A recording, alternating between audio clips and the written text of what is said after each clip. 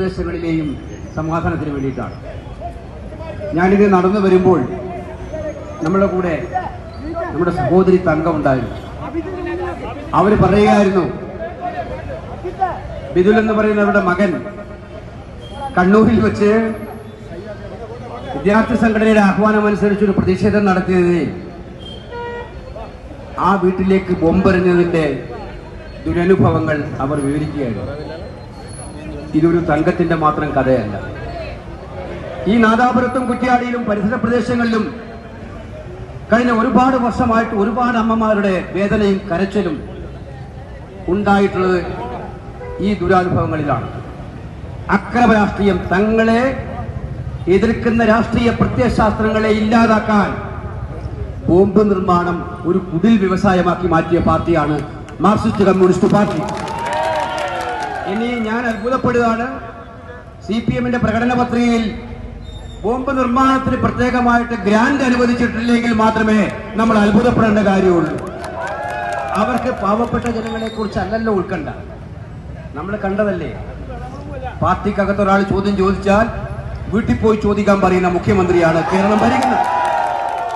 അങ്ങനെ ചോദ്യം ചോദിച്ച, പാർട്ടിക്കകത്ത് നിന്നുകൊണ്ട് ഒരു ചോദ്യം ചോദിച്ച ചന്ദ്രശേഖരനെയാണ് 52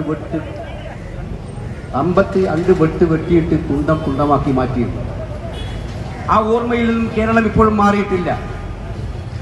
CPM-ന്റെ അക്രമ രാഷ്ട്രീയത്തിന്റെ സ്വന്തം പാർട്ടിക്കകത്ത് പോലും നടത്തുന്ന അക്രമ രാഷ്ട്രീയത്തിന്റെ പ്രതീകമായിട്ടാണ് രമ ഇപ്പോഴും ഈ കേരള രാഷ്ട്രീയത്തിൽ നിലകൊള്ളുന്നത് എന്ന് നിങ്ങൾക്ക് എല്ലാവർക്കും അറിയാം. അതുകൊണ്ട് കേരളം ആഗ്രഹിക്കുന്നത് സമാധാനമാണ്. നമ്മുടെ എത്രയോ ആളുകൾ, നമ്മുടെ ചെറുപ്പക്കാരടക്കം, സഹോദരിമാരടക്കം, പ്രായമായവരടക്കം ഗൾഫ് നാടുകളിൽ പാടുപെട്ട് കഷ്ടപ്പെടുകയാണ്. ആ ശങ്കയുടെ മുൾമുനകളിലാണ് അവർ ജീവിച്ചുകൊണ്ടിരിക്കുന്നത്. ഏത് നിമിഷവും എന്തും സംഭവിക്കാവുന്ന രീതിയിൽ വരുമാനത്തെ പോലും ബാധിച്ചുകൊണ്ട് അവർ ദുഃഖത്തിലൂടെ നിൽക്കുന്ന ഒരു സാഹചര്യം നമുക്കുണ്ട്. നാട്ടിൽ സമാധാനം അവരും ആഗ്രഹിക്കുന്നു. ആ സമാധാനം കിട്ടാൻ ഒരേ ഒരു മാർഗമേ ഉള്ളൂ, ഈ നാട്ടിലെ ഐക്യ ജനാധിപത്യ മുന്നണിയെ അധികാരത്തിൽ കൊണ്ടുവരിക എന്നുള്ളത്. കാരണം ഇപ്പോ ഈ ബോംബ് നിർമ്മാണത്തിനും ഈ ആക്രമണത്തിലൊക്കെ കൂട്ടു നിൽക്കുന്ന ആരാ? പിണറായിയുടെ പോലീസാണ്. ഒരു നടപടി അവർ സ്വീകരിക്കാറില്ല.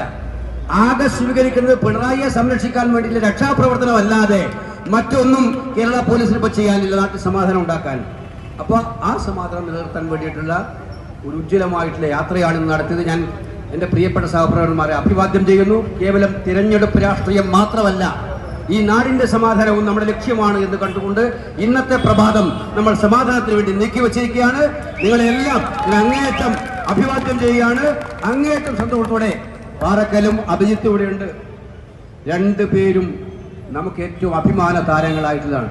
രണ്ടുപേരെയും മഹാഭൂരിപക്ഷത്തോടെ വിജയിപ്പിക്കാൻ നിങ്ങൾ തയ്യാറാകണം എന്ന് വിനയപൂർവ്വം അഭ്യർത്ഥിച്ചുകൊണ്ട് എന്റെ വാക്കുകൾ അവസാനിപ്പിക്കുന്നു. നമസ്കാരം. ജയ് ഹിന്ദ്.